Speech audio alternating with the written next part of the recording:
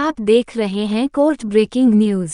आज जिला न्यायालय से एक बड़ी खबर आ रही है, जहां न्यायालय ने आरोपित को दी गई सजा को अलग अलग भुगतने का आदेश दिया।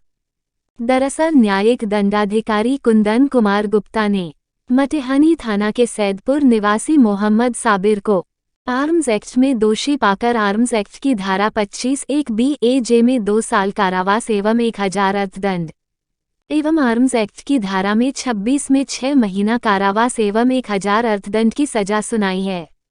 आरोपित को दोनों सजाएं अलग अलग काटनी होगी, यानी आरोपित को कुल 2.5 साल सजा भुगतनी होगी।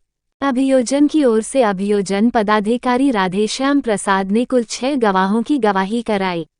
आरोपित पर आरोप है कि 27 दिसंबर 2020 को लगभग 12 बजे रात्रि में संध्या गश्ती में निकले मटिहानी थाना की पुलिस ने गुप्त सूचना के आधार पर छापेमारी की। ग्राम सैदपुर में आरोपित के पास से एक लोडेड देशी पिस्तौल और जेब से 2 जिंदा गोली बरामद किया।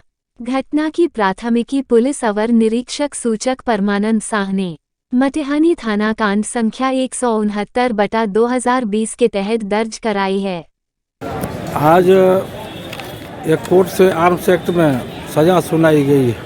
इसमें मटिहानी थाना कांड संख्या 169/20 में मोहम्मद साबिर के खिलाफ जो है से FIR दर्ज किया गया था। उसके पास से एक कहा जाता है कि एक लोडेड कंटीमेट पिस्टल और 2 गोली बरामद हुआ था, जिसके लिए 25(1) और 26 आर्म्स एक्ट के तहत उसको मुदाला बनाते हुए उसको न्यायिक हिरासत में लिया गया था। प्रोसिक्यूशन की तरफ से इसमें कुल साक्षी जो है सो 4 साक्षियों का साक्ष्य उन्होंने कराया। सभी साक्षी जो है से इन टोटो उसके केस को कुछ हद तक सपोर्ट किए थे, लेकिन इसमें जो मटेरियल एग्जिबिट कराए थे वो मटेरियल के बिंदु पर जहाँ तक है, वो जो एक्सपर्ट कहा जाता है जिस आर्म्स और एम्यूनिशन को जांच किए थे, उनकी गवाही उन्होंने नहीं कराया। जो सेक्शन 25 एविडेंस एक्ट के तहत जो है से ये लीगल नहीं है, ये अगेंस्ट लॉ है। और इस केस में 3 साल का सज़ा का प्रावधान है 25 में, लेकिन लर्नेड कोर्ट के द्वारा जो है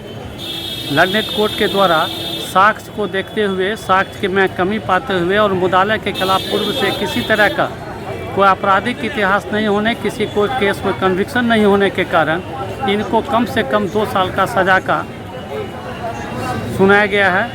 जितने दिन का सज़ा सुनाया गया उतने दिन से ये पूर्व से ही न्यायिक हिरासत में है, इसलिए उनके पूर्व जितने दिन जेल में रहे उसको समायोजित करते हुए इनको 27 दिन के बाद न्यायिक हिरासत से बरी करने का माननीय न्यायालय के द्वारा आदेश प्राप्त किया गया। आप आरोपित का अधिवक्ता? जी। क्या नाम है आपका? मेरा नाम मोहम्मद मंजूर आलम है। में एक आर्म्स एक्ट में फैसला आया है। हाँ, ये है मटिहानी थाना कांड संख्या 169/20। इसके अभियुक्त हैं मोहम्मद साबिर। पुलिस के द्वारा मटिहानी थाना के पुलिस पदाधिकारी परमानंद साह के द्वारा तलाशी के दौरान इस केस के जो अभियुक्त हैं उनके पास से एक देसी पिस्तौल लोडेड जो था और इसके अतिरिक्त पॉकेट से 2 कारतूस की बरामदगी हुई थी। इनके विरुद्ध जब ट्रायल चला तो अभियोजन पदाधिकारी के रूप में मैंने कुल 6 गवाहों की गवाही करवाई थी। और जब ट्रायल अंतिम बिंदु पर आया, बहस के बाद माननीय न्यायालय द्वारा आज जब निर्णय पारित किया गया तो उसमें अभियुक्त को दोषी पाया गया।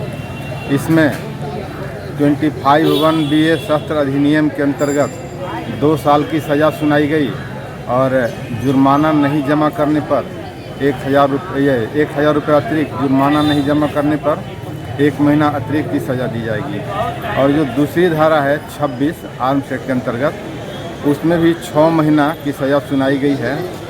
लेकिन यहाँ गौर करने वाली बात यह है कि दोनों सज़ाएँ अलग अलग चलेगी, यानी कि 2 साल की सज़ा की अवधि पूरा करने के बाद भी अभियुक्त को 26 में भी 6 महीने की सज़ा की अवधि पूरी करनी पड़ेगी। कुल मिलाकर उन्हें 2.5 साल की सज़ा की अवधि काटनी पड़ेगी। तो संपूर्ण रूप से कहा जाए तो अभियुक्त को 2.5 साल की सज़ा हुई है और 2000 रुपया जुर्माना हुआ है। जुर्माना नहीं जमा करने पर 2 महीने अतिरिक्त इनको सज़ा काटना पड़ेगा। अच्छा, इस मामले में आप अभियोजन की ओर से काम किए? हाँ, इस मामले में हमने 6 गवाहों की गवाही करवाई और कांड का जो वस्तु प्रदर्शन था उसको प्रस्तुत किया, सारे जो महत्वपूर्ण गवाह थे उनकी गवाही कराई और अभियोजन का पक्ष हमने मजबूती से रखा। उसी से संतुष्ट होकर माननीय न्यायालय श्री कुंदन कुमार गुप्ता ने अभियुक्त को दोषी पाया और आज उन्हें दोषी करार करने के बाद 2.5 साल की ये सज़ा सुनाई गई। डिफेंस लॉयर ने कहा है कि इसमें एक्सपर्ट गवाह की गवाही नहीं कराएगी, जो कि परिचारी पर्वर का जो जांच प्रतिवेदन था वो एग्जिबिट करवा दिया गया था और उसमें कहीं कोई त्रुटि नहीं है।